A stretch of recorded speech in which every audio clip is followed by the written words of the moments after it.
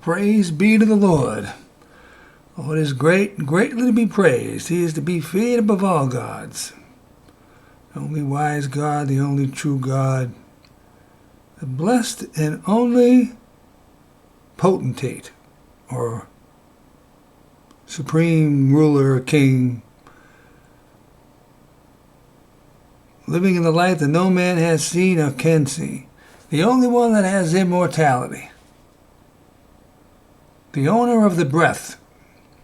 He can fill you with the holy breath. His holy breath. Totally make you immortal. If you get it on a regular basis, you would never die. So that lends to believing that he is God. I don't know of anybody else that can do that. So here we are at part 2 on the contradictions in the Gospel of Luke. I think I like the Gospel of Matthew the best. I've always liked Matthew. I've been more fond of Matthew than any other Gospel. But I think I'm still going to do a critique of Matthew. I mean, overall, there's no doubt that I like Matthew the best. And Mark is good, but Mark is, I think, a pared-down version of Matthew. And there's things in Matthew that you just don't find in any other gospel. I think it really gives you a full picture of Jesus. His power is still good. It's amazing that even with all the contradictions that we find, that I've been finding, if 2 or 3 are gathered and they are believing in the person of Jesus, then it's amazing what can happen. Amazing things can happen. There's just absolutely amazing things that can happen. But yet, you can't just think you're going to go to any old church and something is going to happen good. No. It's strange. Because, you can go through a list of reasons why, but I'm of the belief, the strong belief, that if the gathering is correct and is done correctly, then suddenly the Spirit of God breaks out and is present, and you say, what is this? And it's just mind-boggling, incredible. And then all different types of manifestations. Let me start reading. Luke 2:39 and 40. All right, these are the verses I wanted to, I came across them. They were in Luke. And I went over them not too long ago. But since they're there, I want to just quickly read these 2 verses, go over them. These are the verses that are in contradiction. So this would be one thing where I like the book of Luke more, because I believe this account over Matthew. But most of the time that's not the case. In fact, I'm going to read the Beatitudes. We're going to compare the Beatitudes from Luke and Matthew. And Matthew is like totally superior to Luke. Luke 2:39 and 40. And when they had performed all things according to the law of the Lord, they returned to Galilee, to their own city Nazareth. And the child grew and waxed strong in spirit, filled with wisdom, and the grace of God was on him. So this takes the whole time from the birth to him living in Nazareth. There's no time because we're talking about the account in Matthew where the crazy account in Matthew where he supposedly was called to Egypt by an angel and they stayed there for a long time and they fled quickly there. Well, that is in total disagreement with this verse or these verses, because they were supposed to circumcise the child after 8 days. So that would take care of all the time after birth. So within 8 days, so they performed those things, and there was sacrifices that had to be done, and then they returned to Galilee. There was no flight into Egypt. Supposedly the king was killing all the babies. Yeah, I don't buy it. I'm not buying it.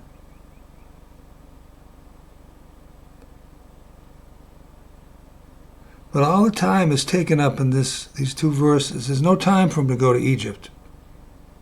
So that's incredible when you think about it, that you have two accounts in the Gospels that are totally opposite, totally in contradiction of each other. And one of them is a totally false statement, total lie, 100%.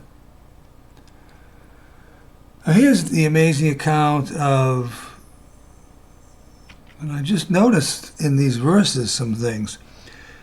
Luke 2:41 through 45. Now his parents went to Jerusalem every year at the feast of the Passover. And when he was 12 years old, they went up to Jerusalem after the custom of the feast. When they had fulfilled the days, as they returned, the child Jesus tarried behind in Jerusalem. How's that? How'd that happen? And Joseph and his mother knew not of it. I put that in bold so you can see. I find that amazing. How in the world could they have left Jerusalem and not been aware of where Jesus was? I mean, that's mind-boggling. Talk about being in their own little world. I mean, you think that would be the number one thing that they would do? They would make sure they knew where Jesus was, that he knew they were leaving and that he was going to be leaving too. No. It's mind-boggling that they did not even care. They didn't even care. That's the truth. And then it gets worse because it says in the next verse, but they supposing him to have been in the company. Oh, they just supposed. It's he's around somewhere. Are you kidding me? And then it says, went a day's journey. For a whole day, he was not with them. And I imagine they were walking. We never hear anything about them mounting up on horses in the New Testament, the Gospels. We never hear about it. We never hear about transportation, and they all got on the wagon or the chariot or anything. Never. So I'm going to assume they walked. They walked all the way from Nazareth, or they started the journey. So that would be a whole day of walking. How is it that they went a whole day of walking and Jesus wasn't even with them? And they didn't even know. They didn't even care. Until finally they said, what about that Jesus, that guy, that son we have, that strange son we have, who was born supernaturally, right? I mean, they finally got around to thinking about him. They weren't even thinking about him. And then it says, and they sought him, or they looked for him among the kinsfolk and acquaintances. should say, and their acquaintances. Acquaintances.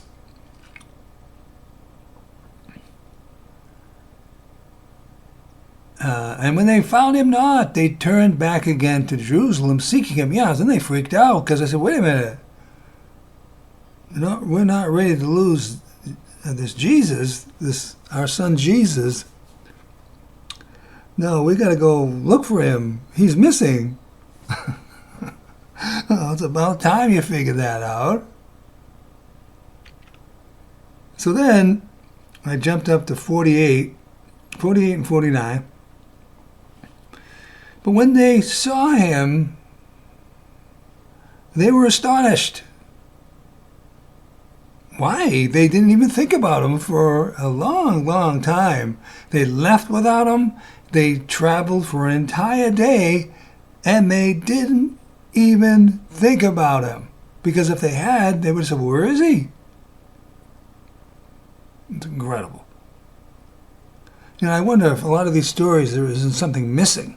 There's like missing pieces of these stories. Because many times they don't make any sense. Now, if you had some other piece of information in there that might have explained how this could have happened. Maybe he was with them when they left, and then he left. Before they actually left the area, they were getting ready to leave, he was there, and then they assumed he was with them, but then he had left the group, is what I'm trying to say. And went off to do what he wanted to do, right? That could have been the case, but it doesn't say that. It totally appears that they couldn't have cared less. Verse 48, but when they saw him, they were astonished. And his mother said to him, Son, why have you dealt with us in this manner? Your father and I have been very distressed. So they were distressed. So maybe that was it. Maybe he slipped away before they blasted off, before they shoved off from their perch. Maybe he slipped away, right? So they were distressed. So, I don't see how they could not cared, right? Sure. They certainly cared. And he said to them, and then he makes a strange statement, why is it that you were looking for me? Yeah, who am I? I don't know you. Don't you realize that I must be about my Father's business? So I wrote that Jesus was independently wealthy at 12. He was only 12 years old. That's all. And that's a strange statement to make, like as if, remember, he was supposed to be an immortal. He was already an eternal being. See, and that's why you really can't ascribe, I was thinking of this, it's hard to compare him with men. If it's true, and I believe it is, even though I don't understand it, that he was a spirit being who incarnated, went into a human body. He was already eternal. But that's the teaching of the Gospels. But you'd be amazed at how many religions and so forth and preachers, they deny it. They deny it. But the whole thing wouldn't work otherwise. So he drank, and I'm going to go over another verse. It's in chronological order, so I'm going to go over it again. More, that same verse I went over. So, I was thinking you don't even have the same comparison. Because you have a mortal man, these commandments and everything is for a mortal man. Then you have this Jesus, this immortal being, is a totally different person, a totally different creature. But I believe he's a creature. I don't believe he existed always or anything like that. No. He was born to God somewhere before the world began, but then he was immortal. But you're not dealing with a normal human being. You weren't dealing with a normal human being. He was strange. He was strange in everything he said. Everything. Most everything. He was a hybrid. They talk about the hybrids, the alien hybrids. You may not know anything about that, but I've been reading a lot about that lately. David M. Jacobs. You can get the PDFs if you know how to get them online. Or you could buy the book. I don't know how much it costs, but a lot of these books like that, they try to get a lot of money out of you, you know. But there's ways of getting them online. But the thing is, all these hybrids, there's no doubt, and they suppress the knowledge of that to the public. They try to keep all these aliens. Some people just don't want to know about the aliens. They don't care about them. They don't want to hear about anything like that. But yet, the truth is the truth. And the truth is, thousands of people have been abducted by these creatures, these strange creatures. And their main goal has been producing offspring. What they've done is very simply, from thousands of people in the world, for the last at least 80 years, 70 or 80 years, they've been stealing reproductive materials from people, eggs and sperm, and they've been creating hybrids. And then they even are described and so forth, and they're a cross between whatever and whatever, a human and some other creature. And it's strange stuff out there, and some people, they can't deal with it, you know.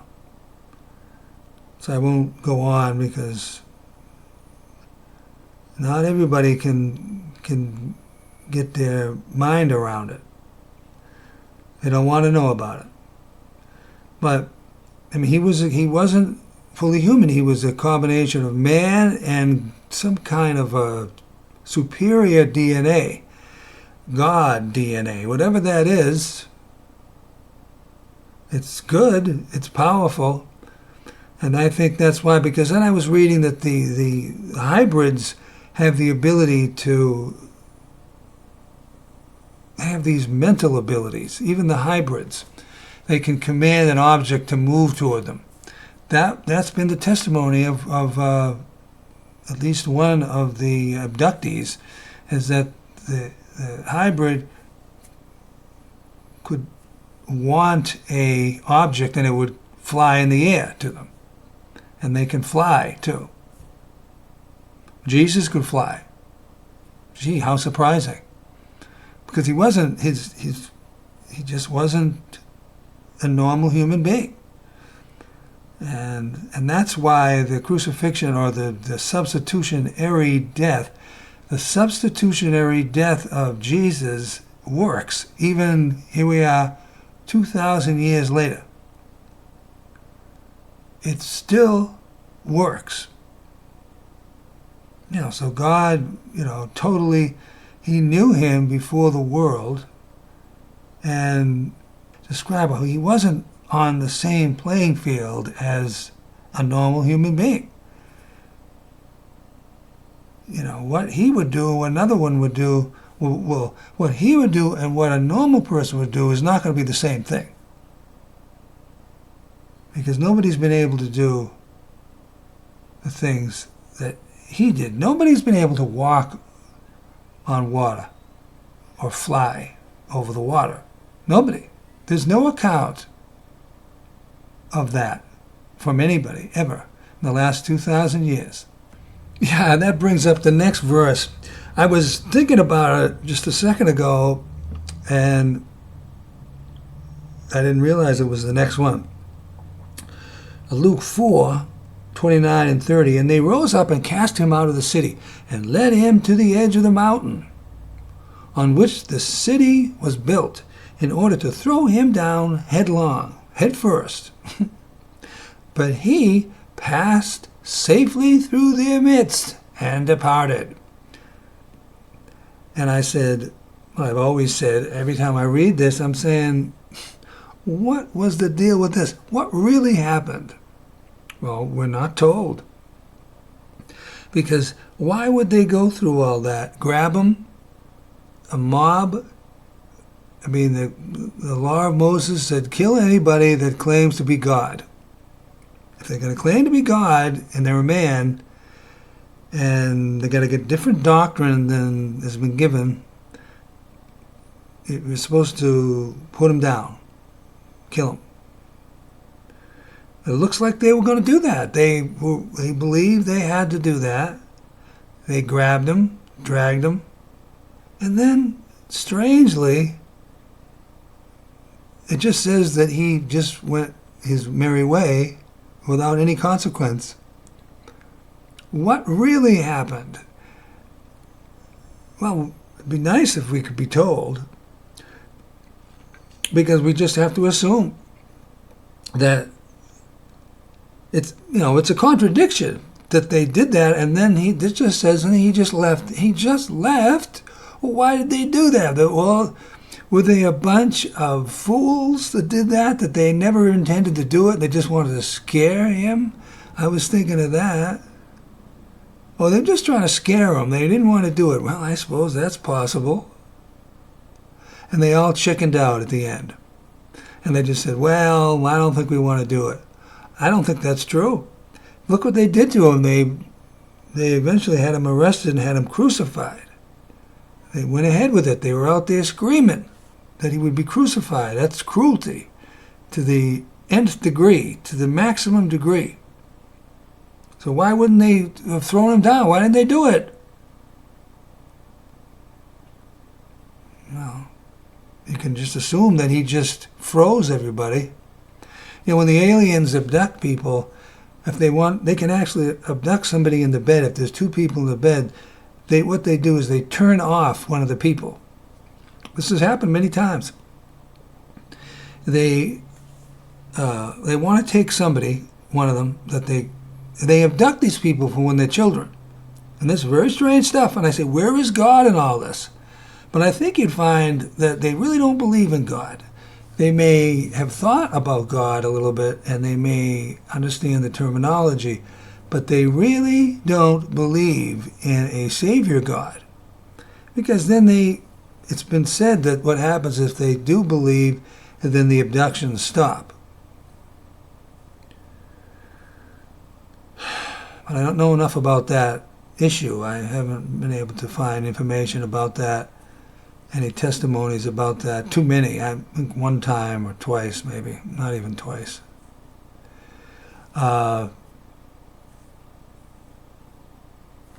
they turn off the other person so that you can't wake them up. They're in the bed, and the person that's being taken knows that the aliens have arrived. They see the spaceship outside. They know, they see the lights of the craft, the flying craft, and then they'll try to wake up their spouse or whoever, and can't do it, can't wake them up. So maybe he just turned off everybody. God just turned them all off, and they all were just like paralyzed or whatever. But you'd think that would have proved to them that he shouldn't have been messed with. That he was a being that should not have been fooled with. So now we're going to compare the two Beatitudes, one from Luke and then the one from Matthew. And so once again, we find the one in Luke, I think, is lacking. I don't like it in a lot of ways, so we're going to go over it. We're going to compare them in detail. So Luke 6:17 through 26. And he came down with them and stood in the plain, and the company of his disciples, and a great multitude of people out of all Judea and Jerusalem. So I'm not sure if that's the same in Matthew. We're going to compare it. But according to this, he was with a great multitude and his disciples on a plain. And it said that they came out of Judea and Jerusalem and from the seacoast of Tyre and Sidon, which came to hear him and to be healed of their diseases. That's what we all need. Because sooner or later, that's what diseases kill people. And I'm amazed how preachers who claim to believe in Jesus, and maybe they do, but for some reason, they are not able to get a healing. Time and time again, we have people that die from diseases sooner or later.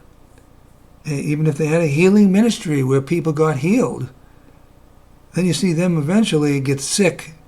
I think personally because they go to the doctors for help. It's amazing. You can have somebody who has a healing ministry, and what do? When they get sick, they don't pray. They don't try to find the answer. They go to the doctor, and the doctor gives them drugs and gives them pharmaceuticals, which, no, they have all kinds of side effects. If you read the side effects with an honest and open mind, you'll say, why would I ever do this? I would do anything but this. And they keep going to the doctor. They have faith in the doctor more than they have faith in Jesus, than in the God of Jesus. I think that's a big reason for it. Big fat reason. And one preacher, I think he died under the knife, or he was in the hospital or whatever. A lot of people, the doctors take him out. They take these people out. They don't go, well, I didn't mean to do it, they say. Well, you did it anyway, under your care. But they're covered. They got insurance. They have malpractice insurance, In verse 18, and they were vexed with unclean spirits, and they were healed. So that's an interesting statement, because this is what they called demon possession. In many of the versions, it's an unclean spirit. But I just want to say, it's just a big mystery is what it is, because you don't see a lot of that. You do see it at times. I've got a video that I was able to save of Benny Hinn. Back in the day, back in the 90s, a woman came up on stage, and she was totally demon possessed. And I tell you, he was like a lion with her, and he had help. People were holding her down and everything, but she was totally possessed. And she came up on the platform. It appeared that he, cast out the devil or whatever. But you don't see that. This is like almost like an imaginary thing that happens because you just don't see it. It's so rare. And we don't even know what that is. It's an invisible spirit. Are we to believe that that's a fallen angel? Well, it's about all we know. And then it goes on to say, and the whole multitude sought. I don't like that word. I would change that. The whole multitude was trying to touch him, for there went virtue out of him, and healed them all. Well, that's what it says. If it healed most of them, it would be doing better than it is now with people. You have somebody who claims to have a healing ministry, and you have some people that get healed, in an arena, you'll have a few people, when everybody needs a healing, almost, just about, in some way, some manner or form. But people don't teach healing. You can go to any church and go there for a month or go for 6 months. You won't hear them teach on healing. You won't hear them teach about how Jesus is a healer. You won't hear it. You just won't get it. And so if you don't do that, people are certainly never going to even believe in it. And if they don't believe in it, of course, Jesus had the power. It didn't matter if they believed or they didn't. But they did believe somehow. There were people that believed, but his power was overwhelming. In most cases, his power was dominant. And he lifted up his eyes on his disciples and said, "Blessed be you poor." Huh? What? For yours is the kingdom of God. So I have a big problem with this verse.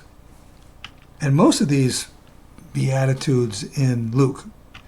So here, in this verse, what is he saying? He's saying, it's good to be in poverty. It's good that you don't have any money. It's good that you're poor as a church mouse. That can't be right. And we're going to see a difference when we go over to Matthew. Big difference. So this can't be true. Even though there's a lot of verses that kind of lend themselves to this because Jesus didn't believe in owning anything. I mean, there's some verses that say, sell everything and give it away and then just pray all the time or something.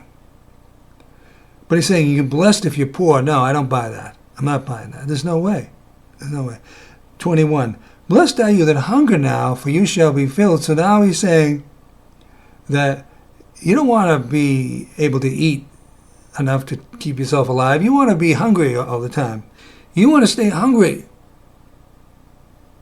He's saying that being hungry to the point of deficient and weak, which is sort of fasting, but if you keep it up, you'll die.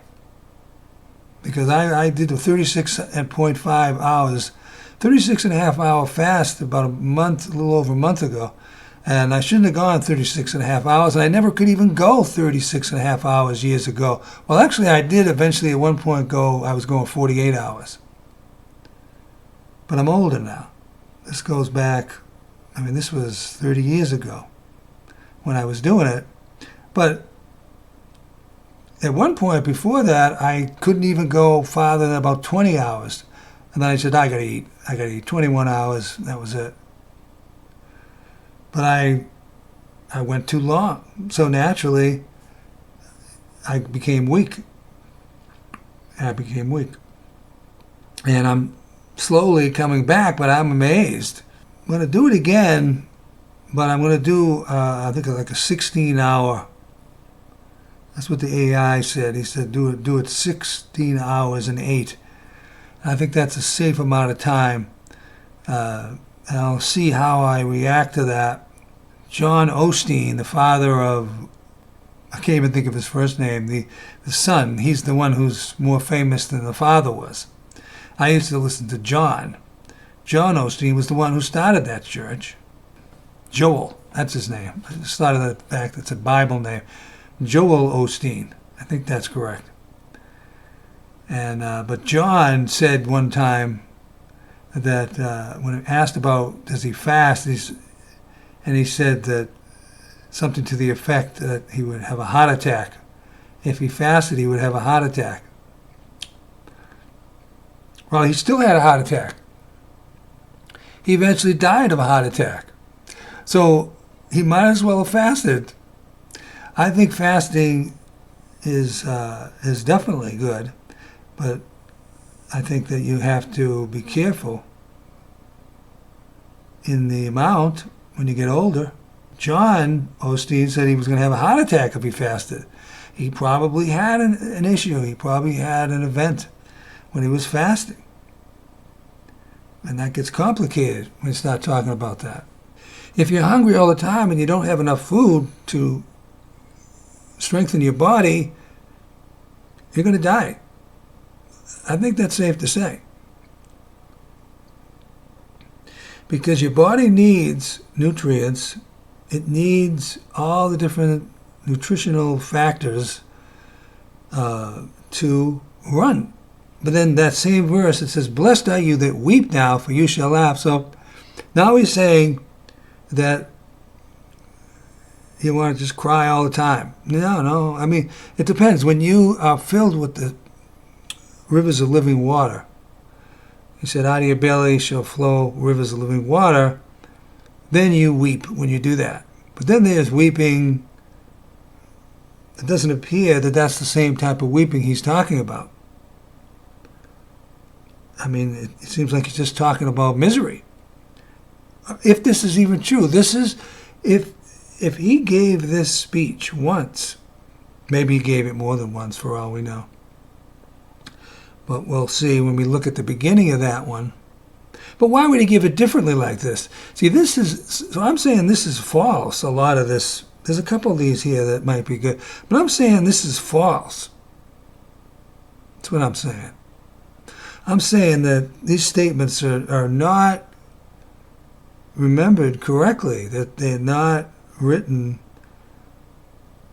from what actually happened, that they're not accurate. They're not accurate historical account. I just think that, when you start to compare the other one, you have to make that determination when you compare them. And then also, it's saying like in the by, you'll get what you need. In other words, like in the next world. That doesn't make any sense. It says, blessed are you that hunger now, for you shall be filled. What? When? What, in the next world? And blessed are you that weep now, for you shall laugh. When? After you die or something? That doesn't make any sense. Verse 22. Now this one right here, this one may be true. 22. Blessed are you when men shall hate you. Well, that part is, you're not blessed. If anybody's hating you, guess what? I'm not buying it. You're not blessed. I don't want any hate from anybody. I don't consider that a blessing. I just don't. And when they shall separate you from their company, and shall reproach you, and cast out your name as evil for the Son of Man's sake. Well, see, but then when you read the rest, you say, well, you believe in Jesus, believe in the power of Jesus, and they hear you talk about Jesus, and they say, we don't like you because we don't believe in Jesus, we think you're a fool. Well, then I guess you're blessed in that respect. But other than that, I don't want people to hate me. And it says, cast not your pearls before swine. So that's what you're going to get. You see, that's a contradiction, which I didn't include, but I'm telling you now. Because when you cast your pearls before swine, then they're going to hate you. And they're going to separate you. And they're going to reproach you and reject you. So just don't cast your pearls before swine. Don't go and preach to any swine. That's all. And this next verse is sort of the same. Rejoice in that day and leap for joy. Oh, yeah. For your reward is great in heaven. Oh, later on down the line. No, I want a reward now. I want the reward now and later. Not just now, but later. There's verses that say that, you've had your, I have it here. You've had your consolation now. If you're rewarded now, then you're not going to get it later. That doesn't make any sense. If you play the game right, you should be able to get the results.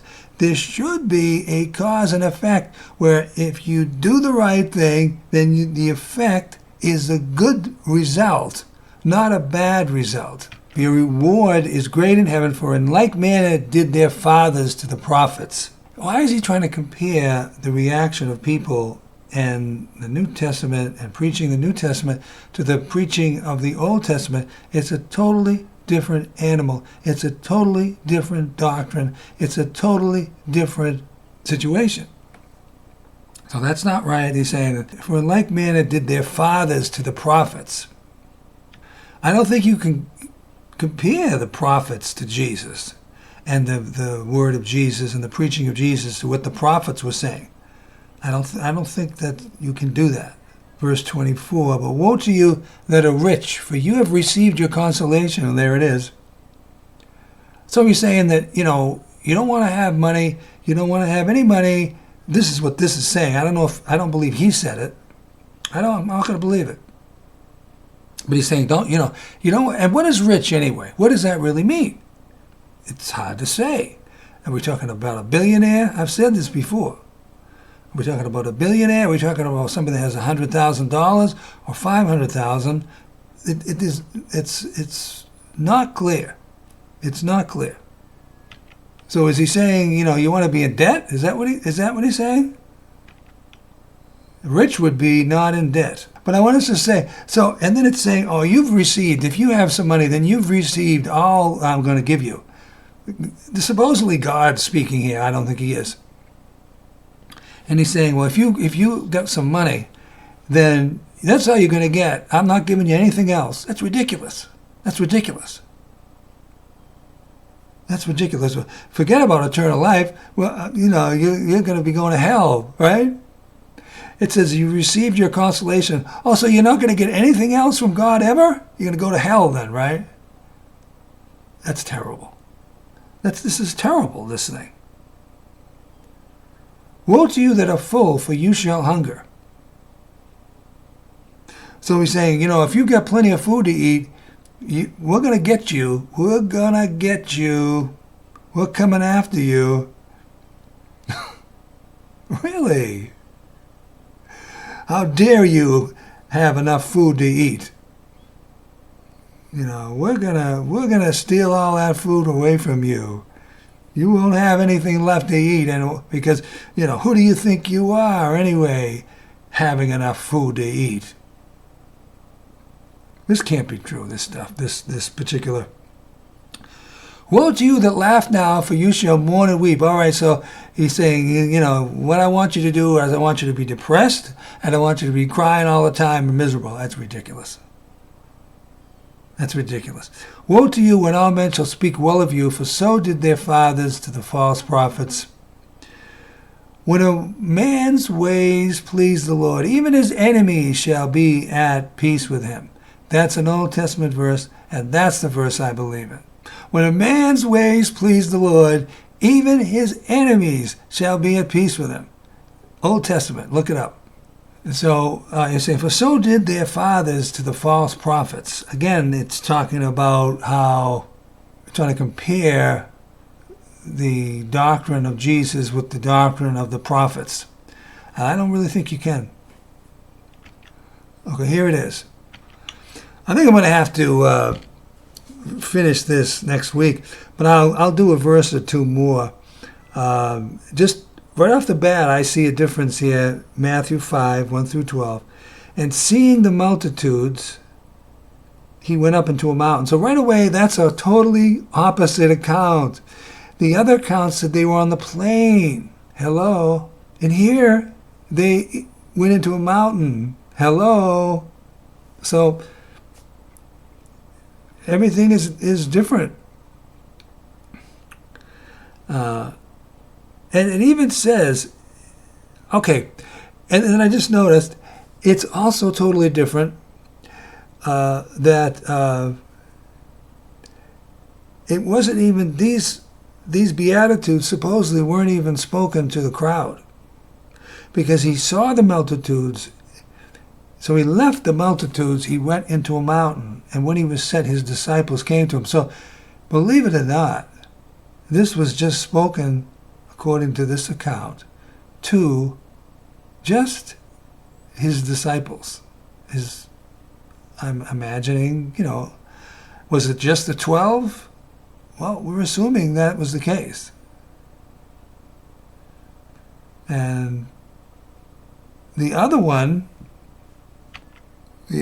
says, if you notice, that they were on the plane and he was having a healing ministry, a healing meeting, and the power was flowing a lot.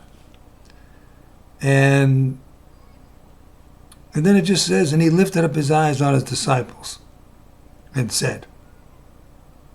So, according to this, he preached this to the multitude and the disciples. And it just says, when it just says disciples, we're assuming that it was all the people that wanted to hear what he had to say. Because maybe a lot of people, if he wasn't doing any healing or whatever, they left, who knows. But this is a totally different picture.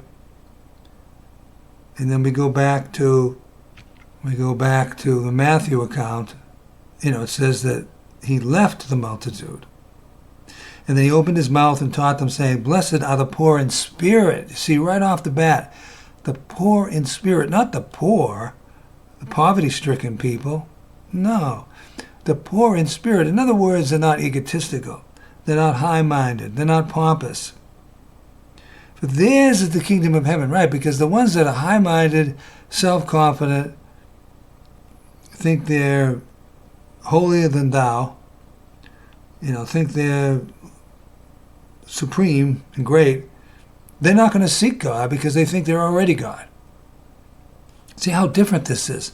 This is the way I believe it was. And, there's some very squirrely things in the book of Acts. And we've been told that the book of Acts came with the book of Luke. So that's suspicious. So I'll leave it right there and we'll just pick it up at verse 4 next week.